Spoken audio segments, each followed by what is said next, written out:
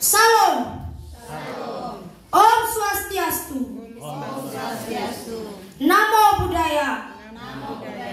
Salam kebajikan. Salam sejahtera untuk kita semua. Para dewan juri yang saya hormati, para peserta lomba dan hadirin yang saya hormati pula. Pertama-tama, marilah kita panjatkan puji syukur kepada Tuhan Yang Maha Esa karena atas berkat dan bimbingannya sehingga sampai pada saat ini kita masih dalam keadaan sehat walafiat. Perkenalkan, nama saya Aurelius Da Vinci. Saya utusan dari Gugus Baitua. Pada kesempatan ini, saya akan membawakan pidato dengan tema Pendidikan di Manggarai Timur di era 5.0, Harapan dan Tantangan. Ki Hajar Dewantara adalah seorang tokoh pendidikan Indonesia yang memprakarsai berdirinya Lembaga Pendidikan Taman Siswa, sebuah lembaga pendidikan pertama yang ada di Indonesia.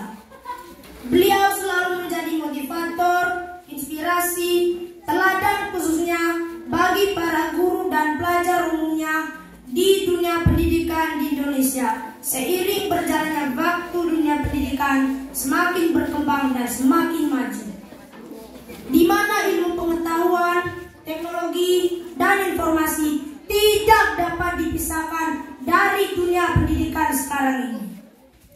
Kita dapat menerima informasi dengan sangat cepat dan mudah. Begitu pula dengan komunikasi, bisa mendapatkan informasi dengan sangat cepat dan mudah. Agar pendidikan kita semakin baik dan maju, kita harus mulai dari diri kita sendiri. Para pendahulu kita sangat susah untuk mengenyam pendidikan. Banyak tantangan yang mereka lalui, tetapi zaman sekarang untuk mengenyam pendidikan sangatlah mudah. Yang penting kita punya kemauan untuk belajar. Fasilitas pendidikan sudah disiapkan oleh pemerintah walaupun belum maksimal. Gedung sekolah, buku-buku pelajaran, fasilitas lainnya semua disiapkan oleh pemerintah. Hadirin yang saya hormati, teknologi tidak dapat dipisahkan dari masalah, sebab teknologi lahir dan dikembangkan untuk memecahkan permasalahan yang dihadapi oleh manusia.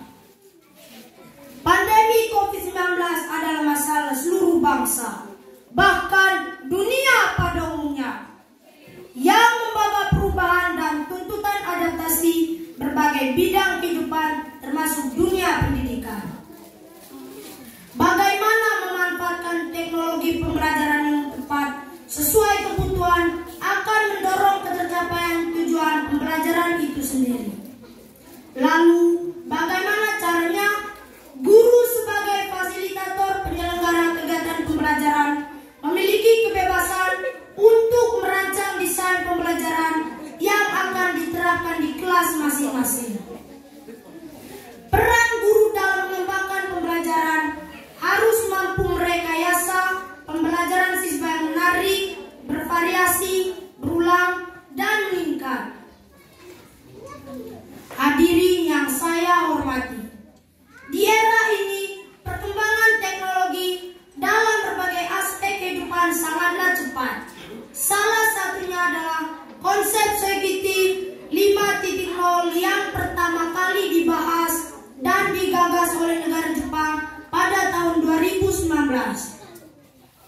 Konsep ini diperkenalkan sebagai sebuah upaya dalam menghadapi perubahan revolusi industri 4.0 yang menjadikan manusia lebih nyaman dalam mempelajari dan menggunakan manfaat ilmu pengetahuan yang berkembang.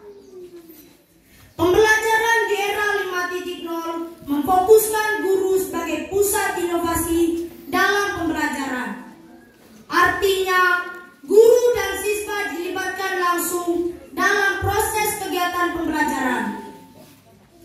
Guru yang kompeten akan melahirkan siswa yang rajin dan siswa-siswi akan lebih bersemangat dalam belajar. Hal ini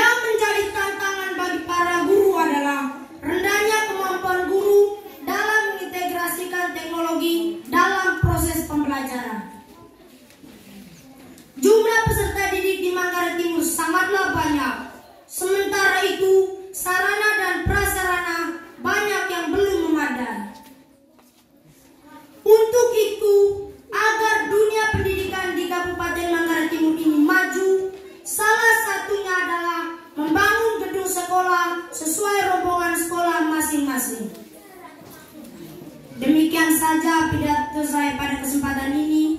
Apabila ada kata-kata saya yang menyinggung perasaan dari hati paling dalam, saya mohon maaf yang sebesar-besarnya. Pepatah mengatakan, jika ada jarum yang patah, jangan simpan di dalam peti. Jika ada kata-kata yang salah, jangan simpan di dalam peti. Assalamualaikum warahmatullahi wabarakatuh. Magdalena Kirenia, bisa dipanggil Kiren, asal sekolah SDI Paiciu. Saya perwakilan dari Gugus Dampet. Pergi ke bandara naik taksi sambil bergaya memakai kacamata. Mari tumbuhkan budaya literasi untuk tingkatkan minat baca kita. Yang saya hormati Bapak Ibu Dewan Juri dan teman-teman sekalian yang saya cintai. Pada kesempatan ini saya akan menceritakan sebuah cerita rakyat dari Kecamatan Lambaleda Utara, Kabupaten Manggarai Timur, yang berjudul Legenda Torong Ninge. Dahulu kala, Torong Ninge merupakan daratan yang ditempati oleh penduduk suku Ninge. Torong Ninge adalah daratan yang mengancur ke laut.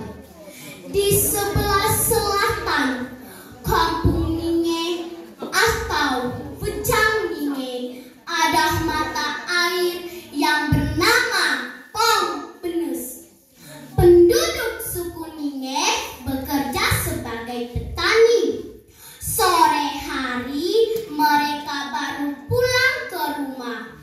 Sampai di rumah mereka harus memasak. Suatu sore atau mulai malam, seorang wanita yang bernama Ngende mau memasak, tetapi belum ada api di rumahnya. Karena itu, ia minta api kepada tetangganya. "Wih, Kai, tingkui ambi api dite." Artinya, "Hai kakak, berikan api kepada kami." "Main, sina main." Artinya, "Datanglah ke sini," jawab tetangganya. Wanita itu mau pergi, tapi sayang, hujan malam itu semakin deras. Akhirnya, kedua wanita itu bersepakat menggunakan anjing. Bagaimana caranya? Wanita yang mempunyai api itu mengikatkan mempos atau potong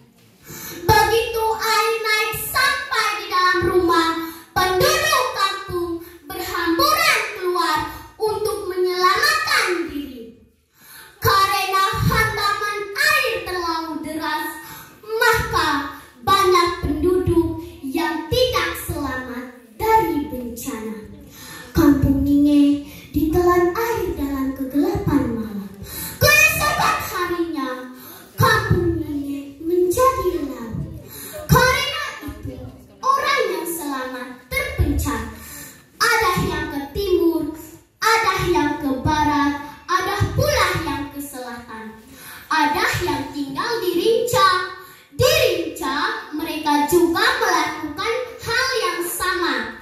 Bedanya di Rinca dilakukan oleh orang buta dan orang lumpuh. Mereka menggunakan anjing untuk membawa api dengan cara yang sama. Karena ulah kedua orang itu, maka terjadilah bencana longsor.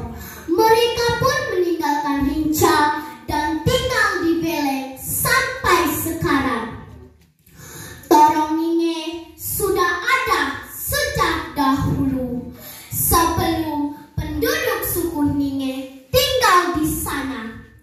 Ada yang beranggapan bahwa peristiwa itu terjadi sekitar tahun 1930.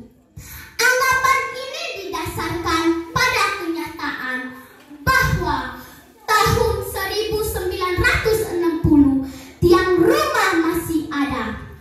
Karena peristiwa yang diceritakan di atas, Torong Ninge menjadi teluk yang panjang ke daratan. Setelah kejadian itu, kampung Ninge diberi nama Torong Ninge. Namun demikian, legenda Torong Ninge tidak semata-mata terjadi karena perbuatan manusia terhadap anjing. Ada orang lain yang bercerita bahwa Torong Ninge erat kaitnya dengan penyakit kulit. Setiap hari orang yang sakit kulit itu pergi mandi ke Pengpenes yang airnya mengalir sampai ke laut. Setiap hari juga ikan-ikan kecil mengerumuni orang itu sampai kulitnya terkena kudis. Karena marah kepada ikan-ikan kecil itu, orang-orang yang sakit itu meracuni ikan dengan tuban.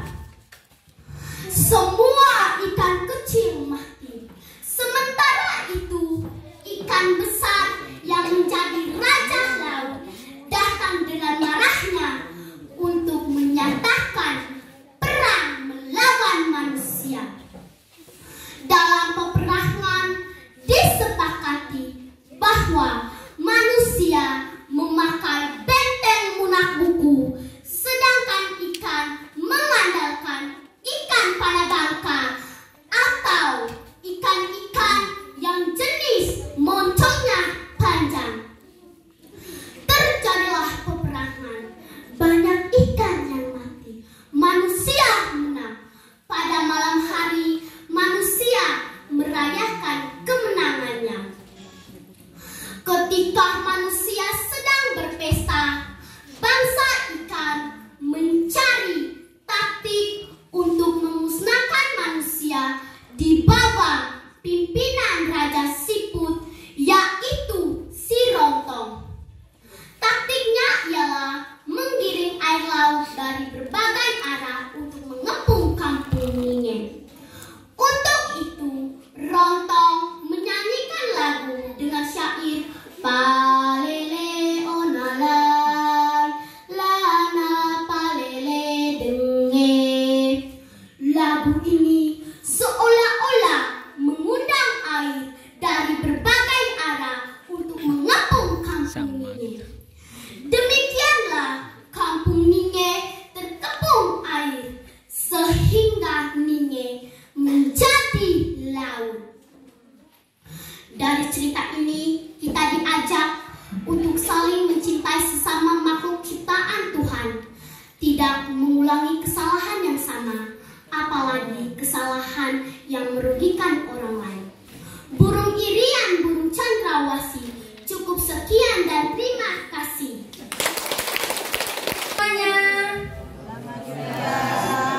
Senang sekali saya bisa berjumpa dengan para dewan juri dan hadirin semua. Perkenalkan, nama saya Priscilla Sri Mulyani, biasa dipanggil Mulia. Saya utusan dari SDI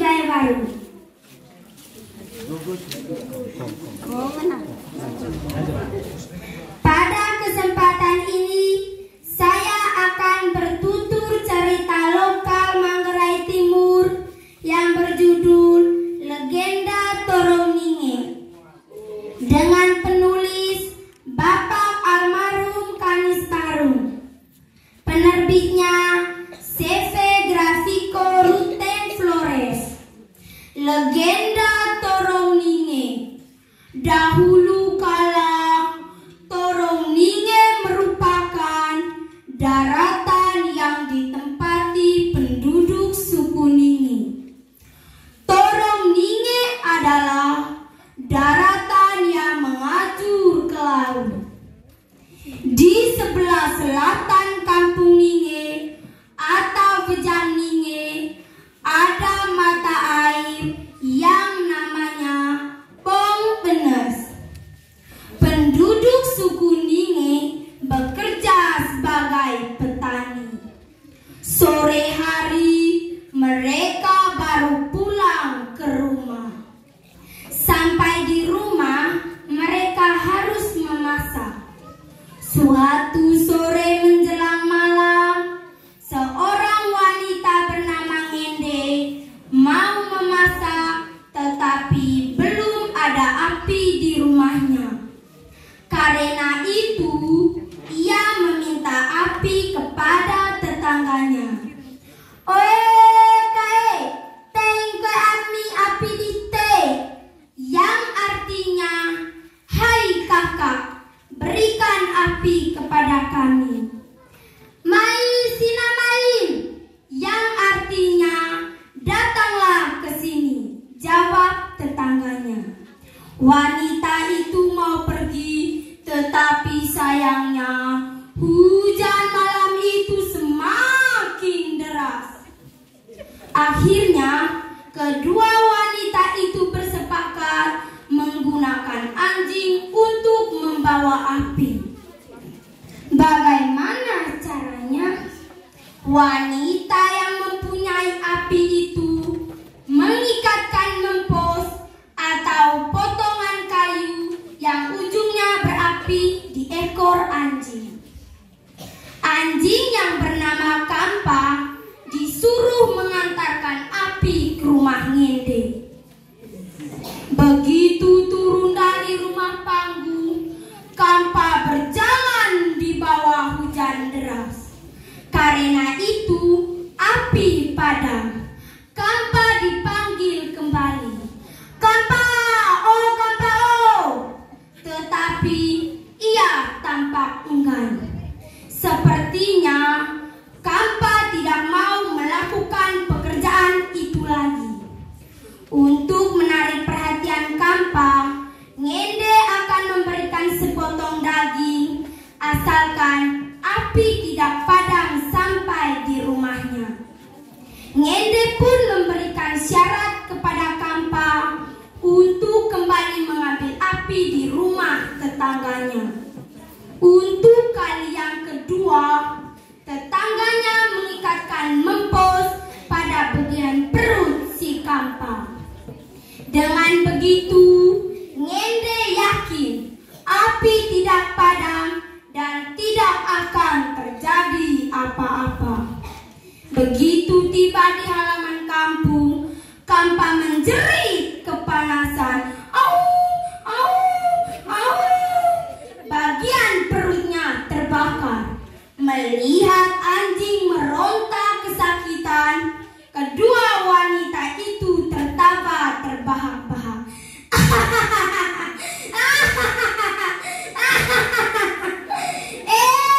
Acu bodoh, yang artinya anjing tolol, kata Ngende sambil tertawa sinis. Seketika itu juga hujan turun semakin deras. Banjir mengalir dari berbagai arah untuk mengepung Ninge. Sementara pada waktu bersamaan, gelombang naik hantam kampung Ninge. Begitu air masuk sampai ke dalam rumah, penduduk berhamburan keluar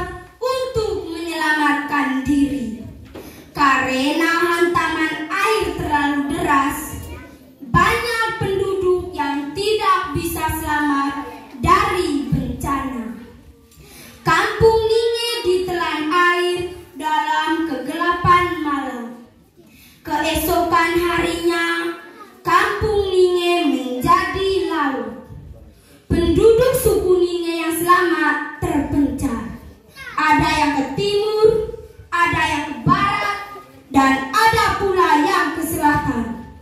Ada yang tinggal di Rinca. Di Rinca mereka melakukan hal yang sama. Tetapi bedanya, di Rinca dilakukan oleh orang buta dan lumpuh. Mereka menggunakan anjing untuk membawa api dengan cara yang sama. Karena ulah kedua orang itu, terjadilah bencana longsor. Mereka pun meninggalkan Rinca dan tinggal di Beleng sampai sekarang. Torong Ninge sudah ada sejak dahulu, sebelum penduduk suku Ninge tinggal di sana. Ada yang beranggapan bahwa peristiwa tersebut erat kaitannya dengan penyakit kulit. Karena peristiwa cerita di atas, Torong Ninge menjadi teluk yang panjang ke daratan. Setelah kejadian itu, Kampung Ninge diberi nama Torong Ninge. Namun demikian, legenda Torong Ninge bukan semata-mata karena perbuatan manusia terhadap anjing. Ada yang bercerita bahwa peristiwa tersebut erat kaitannya dengan penyakit kulit. Setiap hari, orang yang sakit kulit datang mandi di Bong Benes yang airnya mengalir sampai ke laut. Setiap hari juga, ikan-ikan kecil mengerumuni mereka sampai kulit mereka terkena kudis. Karena marah kepada ikan-ikan kecil, orang yang sakit kulit itu meracuni mereka dengan tuba, yaitu sejenis akar pohon yang dapat mematikan ikan. Ikan kecil mati. Ikan besar yang menjadi raja laut datang dengan marahnya untuk menyatakan perang melawan manusia. Dalam peperangan ini disepakati manusia menggunakan benteng Munak-Muku, ikan mengandalkan ikan panawangka, atau ikan-ikan yang jenis moncongnya panjang. Terjadilah peperangan. Banyak ikan mati. Manusia menang. Malam harinya, manusia merayakan kemenangan. Saat sedang asik berpesta, bangsa ikan mencari taktik untuk memusnahkan manusia di bawah pimpinan Raja Siput, yaitu si Rontong. Taktiknya ialah menggiring air laut dari berbagai arah untuk mengepung Ninge. Dengan begitu, si Rontong harus menyanyikan lagu dengan syair palele onalai lana palele denge. Lagu ini seolah-olah mengundang air dari berbagai arah untuk mengepung Ninge. Demikian Ninge terkepung air sehingga Ninge menjadi laut. Dari cerita ini kita diajak untuk mencintai sesama makhluk ciptaan Tuhan dan tidak boleh mengulangi kesalahan yang sama, apalagi kesalahan yang dapat merugikan orang lain. Sekian dan terima